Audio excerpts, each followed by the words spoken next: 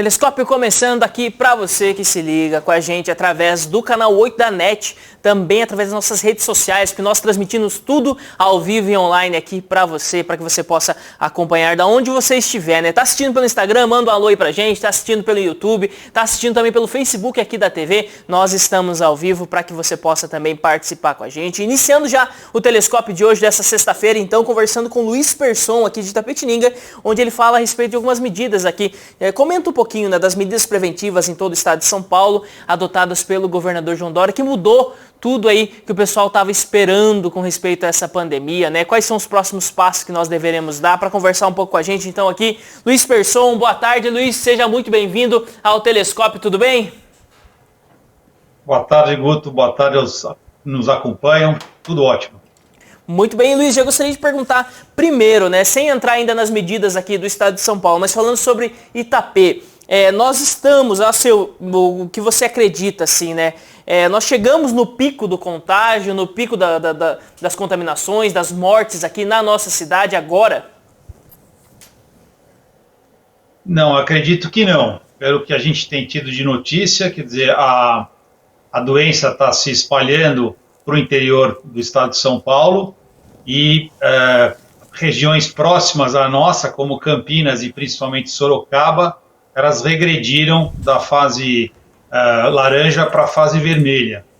Então, acredito que nós ainda não atingimos o patamar tão esperado. Muito bem. E, Luiz, falando agora a respeito justamente dessa regressão, né? É algo, vamos dizer assim, que nós devemos encarar como, né? Como um alerta aqui para a cidade, talvez também como um desafio maior ainda, porque de certa forma nós já estamos aí sofrendo, né? Vamos dizer assim, as privações dessa pandemia, principalmente na parte econômica, já há algum tempo, e agora a situação se agrava ainda no meio de tudo isso, né? Como que nós devemos levar essa situação? Eu acho que com muita cautela e bastante informação e uma isenção na interpretação dos fatos, né? As boas práticas de gestão ensinam que a gente sempre deve aprender com os erros. E a melhor maneira, quer dizer, a maneira de você menos sofrer com isso, é você aprender com os erros dos outros. Então, se nós estamos tendo, primeiro, os sinais que vieram da Europa, depois o que está acontecendo nos Estados Unidos, eles aceleraram a abertura das regiões. Nós estamos acompanhando aí que em 41 dos 50 estados americanos a pandemia está explodindo, certo? E também aqui no caso brasileiro, se essas cidades que se anteciparam, elas também estão regredindo, então eu acho que nós devemos olhar com bastante cuidado, porque isso nos diz o que vai acontecer conosco amanhã. Muito bem. E, Luiz, algo que nós conversamos ontem aqui com o vereador Dudu Franco, ele fez até uma moção ao governador do estado de São Paulo, que foi assinada por outros vereadores também, falando justamente a respeito dessa forma do estado olhar para as regiões, né, que olham assim, para macros regiões aqui com cidades grandes, né, nós estamos aqui na macro região de Sorocaba, e ele disse que isso talvez esteja, vamos dizer assim, dando talvez não seja a situação real aqui da nossa cidade, principalmente agora, né, com esse rebaixamento aí da cidade para a fase vermelha, ele aponta ali que talvez nós estejamos sofrendo aí por uma má gestão feita em Sorocaba. A seu ver, isso mudaria um pouco as coisas? Se Itapetininga fosse uma região autônoma, vamos dizer assim, se ela não tivesse dentro dessa região de Sorocaba, outras medidas poderiam estar sendo tomadas aqui na cidade? Então, eu acho que isso só seria verdade se, por um acaso, vamos dizer, na gestão do problema em termos nacionais, nós tivéssemos tido desde o começo uma unidade de comando e de ação, quer dizer, um plano estratégico nacional. Uhum. E aí, todo o país indo num sentido único, com regras claras, certo? Aí você teria, através dos estados e dos municípios, uma regionalização dessas questões que são particulares de cada, vamos dizer, sub-região ou de cada município. Aí sim, eu acho que faria uma diferença, a gente poderia pensar.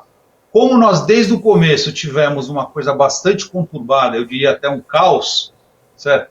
Então eu entendo que, infelizmente, você tem que olhar para as coisas de uma maneira mais macro, e medidas como essa acabam prejudicando alguns entes do Estado que poderiam estar em situação diferente. Muito bem, e trazendo também aqui, ainda falando a respeito, né, dessa pandemia aqui na cidade de Itapetininga, saiu a notícia aqui no Correio de Itapetininga, que foi às bancas hoje, falando aqui que os gastos de combate ao Covid somam mais de 1,5 milhões aqui na cidade de Itapetininga. Então o Tribunal de Contas do Estado de São Paulo, o TCE-SP, aponta que em maio a Prefeitura de Itapetininga gastou 1,52 milhão no combate ao Covid-19. A receita total, ele fala aqui, né, que todo esse gasto ele aconteceu e ainda se tem outros valores contratados, né, da dispensa de licitação, somando um total de 1,81 milhão também aqui na cidade. A seu ver, Luiz, essa forma que foi levada aqui na cidade, até hoje, até esse momento tudo, né, ela justifica esses gastos? Foi uma atuação necessária, pontual, nos pontos mais principais aqui, para se poder ter um controle sobre essa pandemia?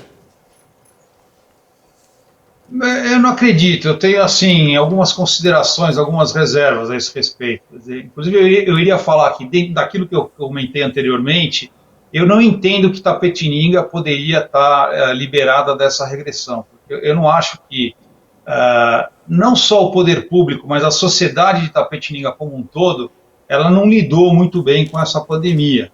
Quer dizer, as poucas vezes que eu estive na cidade, você via um movimento bastante grande de pessoas, você via fila nos bancos, enfim. Então, é um problema duplo, tanto do poder público como da maturidade da sociedade em lidar com o problema. Agora, mas eu acho que tem pontos positivos. Por exemplo, uma coisa que foi muito criticada, que foi o hospital de campanha, porque ele não estava sendo usado, que foi um gasto desnecessário. Eu acho assim, foi bom que nós tivéssemos, que ele não tenha sido usado, tá certo? E que nós tivemos essa garantia de que se a coisa piorasse, nós pelo menos termos uma reserva. Quer dizer, isso é uma gestão de risco importantíssimo, principalmente numa crise em que nós não sabemos exatamente com que tipo de doença nós estamos lidando. Agora, as críticas podem ser feitas na questão de quanto foi gasto, da maneira como essa dispensa de licitações está sendo aproveitada. Nós estamos vendo aí pelo país todo, tá certo, diversos escândalos com o aproveitamento da crise para acontecer a corrupção. Isso é lamentável, mas não é uma novidade no nosso país. Quer dizer, isso aí prova das mazelas do nosso país, que é a imaturidade, tá certo, dos nossos líderes, principalmente os políticos.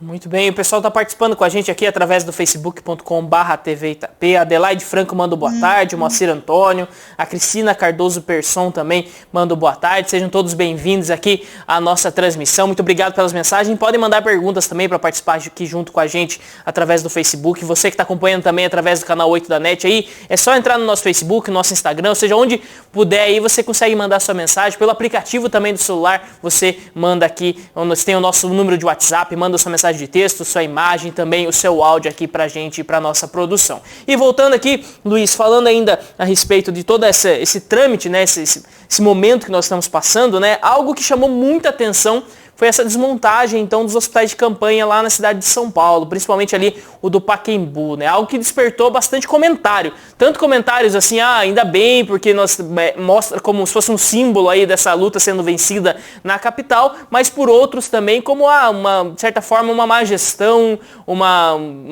algo que foi feito sem necessidade, que talvez pudesse agora auxiliar o interior, levar doentes do interior para lá, tudo. Como você vê essa questão, Luiz? Eu acho que você tocou no ponto central, quer dizer, a desmontagem, eu acho que ela é incoerente por dois motivos, mas por que ela vamos dizer, o que explica essa desmontagem? É justamente um dos problemas que aconteceram na pandemia, que foi a contaminação política, o uso político da crise, né, em benefício, vamos dizer, eleitoral e de uma coisa popular por parte dos políticos.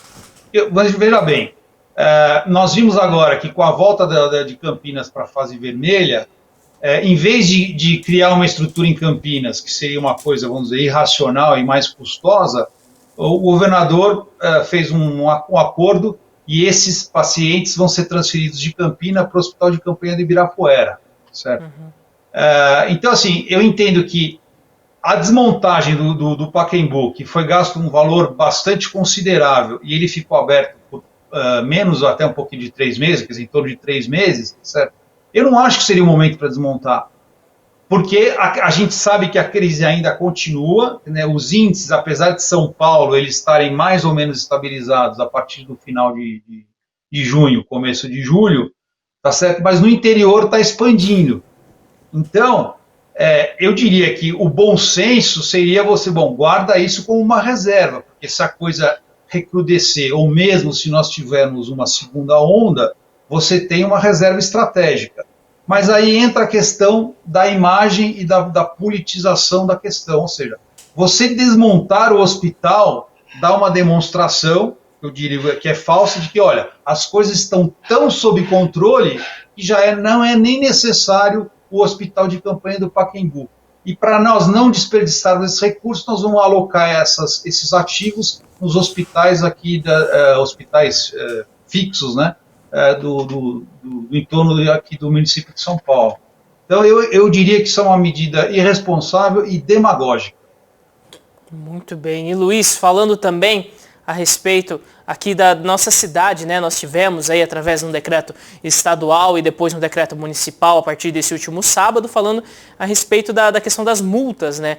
Para quem fizer confraternizações, quem fizer, vamos dizer assim, festas, reunir pessoas, ter uma aglomeração aí dentro das casas, que era algo que o pessoal criticava bastante, né? Até nas redes sociais tinha muita gente aí, famosos, muitas vezes, que acabaram sendo expostos aí por fazerem festas mesmo em meio à pandemia, sendo que outros lugares estavam fechados. Como você vê essa medida, essa multa de R$ 3.900 para quem fizer festas e aglomerações aqui em Itapetininga?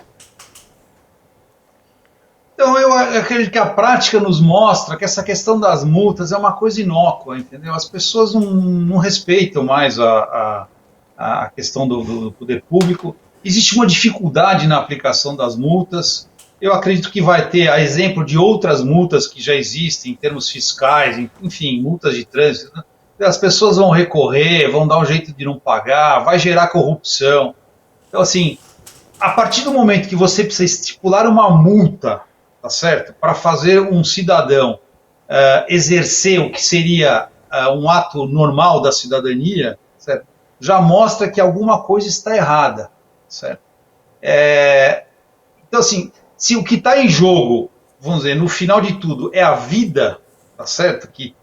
O que todos dizem e o que realmente se espera que é o bem maior que uma pessoa pode ter, né? Se nem isso foi suficiente para que as pessoas entendessem o risco, né, de morrer por essa doença, eu não acredito que uma multa vá resolver alguma coisa.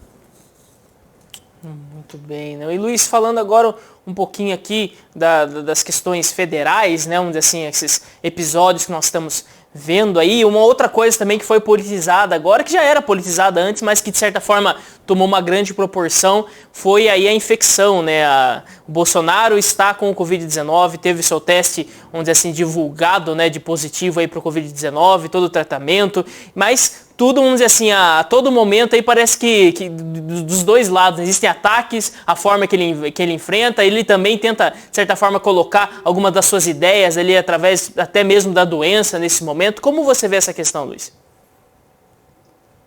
Então, existem até pessoas dizendo que é fake, quer dizer, essa doença dele foi uma jogada de marketing, porque nenhuma das pessoas até agora que tiveram contato com ele testaram positivo. Então, algumas pessoas já alegam que isso aí é uma mentira, né, uma farsa. Mas, independente de qualquer coisa, quer dizer, sendo farsa ou não, ele pediu para se contaminar, tá certo? Todos os atos dele, desde o começo, sempre foram nesse sentido. E eu acho que isso, sendo verdade ou não, aumenta a exposição negativa do nosso país no exterior. Porque desde o começo o Brasil tem sido muito mal visto, né, da maneira como lida com essas questões da pandemia e também outras questões. E o pior é que isso está tendo reflexos na economia, que no fundo é o que o governo sempre bateu, que era o mais importante a se atentar, e é justamente através da economia que nós vamos conseguir a recuperação social, sanitária e financeira dessa pandemia. Agora, Eu entendo dessa maneira, quer dizer, eu acho que todo o processo é caótico e muito negativo. Não, muito bem, o pessoal tá mandando mensagem aqui pra gente, a Fernanda colocou que tá assistindo, o Cassiano Terra Rodrigues coloca aqui exatamente, ótima observação sobre a gestão de risco. O Fábio Madeira também manda aqui o seu boa tarde, muito obrigado você que está participando com a gente, continue mandando aqui o seu recado. E Luiz, continuando na esfera federal, né, nós temos aí uma atuação agora que tem ganhado muitas manchetes aqui, porque é uma atuação, vamos dizer assim, que chama muita atenção, que é o inquérito das fake news aí pelo ministro Alexandre de Moraes, que agora também foi prorrogada por mais 180 dias aqui no Brasil. Esse inquérito das fake news, por muitos ele é apontado como uma primeira ação direta contra as fake news, algo efetivo contra as fake news, mas por muitos também ele tem sido apontado aí como um inquérito irregular, um inquérito que está passando por cima de algumas, tendo algumas ilegalidades, censuras, prisões políticas. Como você avalia aí o desenrolar desse inquérito das fake news, Luiz? Bom, essa questão da irregularidade, eu acho que já foi superada. Quer dizer, existiu realmente muita controvérsia no começo, quando esse inquérito foi instaurado, mas depois já teve lá o julgamento pelo STF, e enfim, então não adianta a gente discutir sobre o leite derramado. Agora, eu acho que a coisa, quer dizer, está caminhando, depois que foi superada essa questão da irregularidade, a coisa está caminhando bem, e isso que aconteceu ontem com o Facebook é uma coisa assim, reforça bastante toda essa questão do inquérito da fake news, porque é uma empresa independente e não é uma investigação feita no Brasil. Isso, na verdade, é uma investigação internacional que um dos envolvidos foi o Brasil, nessa questão aí dos assessores e da família Bolsonaro. Então, acho que isso vai correr bastante a favor tanto da CPMI como do inquérito. Muito bem. E outra notícia que chamou bastante atenção também, Luiz, queria que você pudesse comentar um pouquinho com a gente aqui, foi a respeito da transposição do Rio São Francisco, né? Era uma obra aí que acredito que pelo menos há 2 eleições aí ela é sempre um grande marco aí durante as campanhas políticas, é sempre um assunto abordado, tudo, e que agora, vamos dizer assim, o Bolsonaro tirou algumas fotos inaugurando um pedaço lá, mas muitas pessoas remetem isso a obras de governos antigos e tudo. Como você vê aí? É algo que pode ser acreditado a Bolsonaro, tem que ser acreditado a outros governos? Como você vê? Não, de jeito nenhum, mas isso mostra uma coisa interessante, por exemplo, que é um problema que nós temos no Brasil, que cada governo que entra, ele destrói tudo que os governos anteriores fizeram para deixar a sua própria marca. Então, assim, não interessa se foi o Bolsonaro, ou se foi o Lula, ou se foi a Dilma, ou o Fernando Henrique, não interessa quem fez o projeto. O que interessa, e que foi o Bolsonaro que inaugurou, o que interessa é se realmente essa obra é um bom projeto, é um projeto que o dinheiro foi bem empregado, tá certo? E que é um projeto que vai trazer um benefício para o país. Entendeu? Então, assim, é isso que as pessoas deveriam levar em conta sempre que elas vão tomar uma atitude em relação vamos dizer, a voto, tá certo? Na escolha dos dirigentes políticos do país, e também em relação a todas essas questões dessa polarização que existe hoje no Brasil. Porque foi a esquerda que fez, então não serve. Porque foi da direita, não, então é bom. Certo? É uma coisa muito ruim essa questão. Nós estamos vendo, por exemplo, essa polarização entre Bolsonaro e Dória. Então o pessoal que gosta do Bolsonaro, esse Dória é um aproveitador, ele é um hipócrita, ele é um corrupto, isso e aquilo. Então tudo que ele faz é ruim. E, consequentemente, o que o Bolsonaro faz é bom, e vice-versa. Não é assim que as coisas funcionam. Não é necessariamente porque o Dória fez uma coisa ruim ou boa que uma outra atitude do Bolsonaro é ruim ou boa, tá certo? Existem várias soluções para diferentes problemas. Então, essa polarização ela é completamente, vamos dizer, insensata, tá certo? É nociva. E também que mostra, por exemplo, nessa questão do São Francisco. Quer dizer, as pessoas estão se pegando no ponto a quem vai levar fama. Entendeu? Isso não interessa. O que interessa é a obra. Houve corrupção, não houve, é um bom projeto, vão ter consequências ambientais, vai melhorar o IDH da região em que essa obra vai impactar. É isso que é a discussão importante. Muito bem. E Luiz, uma última pergunta aqui nessa sua participação aqui com a gente, desde já agradecendo também, mas eleições municipais agora de 2020, nós tivemos aí o adiamento para o dia 15 de novembro, né, previsto aí pela Justiça Eleitoral aqui do Brasil, também por essa emenda, né, que foi aprovada lá, a emenda à Constituição, mas falando aqui a respeito do desafio, né, desse próximo grupo político, seja vereadores, seja também uma reeleição da prefeita Simone Marquetto ou um novo grupo político assumido a partir de 2021. Qual o maior desafio, a seu ver, a ser enfrentado aqui na nossa cidade? Bom, que o Brasil todo, quer dizer, enfrenta. Então, eu vou voltar um pouquinho, eu vou analisar, eu acho que são 4 lições importantes que nós levamos dessa pandemia. Primeiro, mostrou que nós temos um vácuo, um branco de lideranças, principalmente lideranças políticas, certo? Quer dizer, você vê, dentro do adiamento da eleição, os políticos estavam tentando voltar à questão da propaganda na televisão, em vez de, por exemplo, extinguir o fundo eleitoral e usar esse dinheiro para recursos. Então, mostrou um vácuo de poder. Segundo, mostrou também uma imaturidade da sociedade. E aí eu acho que passa a valer a máxima de que o povo tem os governantes que merecem. Porque somos nós que elegemos essas pessoas, tá certo? E você vê que pela reação que a sociedade teve durante a pandemia e está tendo, tá certo? Quer dizer, as pessoas não se uniram, elas se mostraram de uma maneira muito, muito egoísta e bastante irresponsável.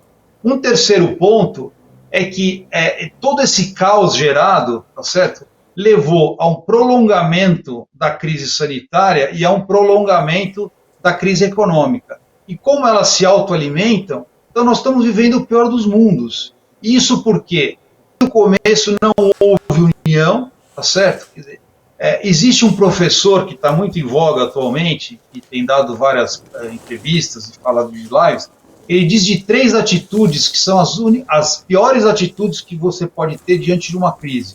Um é o negacionismo, tá certo?